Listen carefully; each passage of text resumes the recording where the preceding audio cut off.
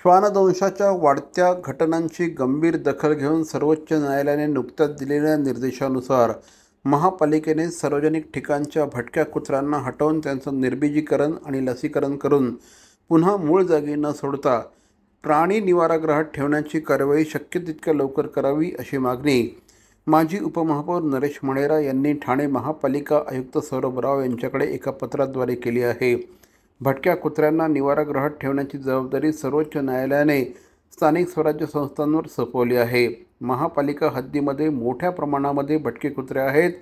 सध्या वागळे इस्टेट येथे 80 कुत्रे ठेवण्याची क्षमता असलेलं निवारागृह असून त्याचं नूतनीकरणाचं काम चालू आहे। ठाणे महानगरातील काही हजारात असलेली भटक्या कुत्र्यांची संख्या पाहता यासाठी आणखी प्राणी निवारागृह उभारणं गरजेचं असल्याचं मत श्री नरेश मणेरा यांनी व्यक्त केलं आहे। भवानी ज्वेलर्स ठाणे पारंपरिक आणि आधुनिक दागिन्यांचा अप्रतिम संगम। प्रत्येक स्त्रीची पहिली पसंती भवानी ज्वेलर्स ठाणे। नक्की भेट द्या।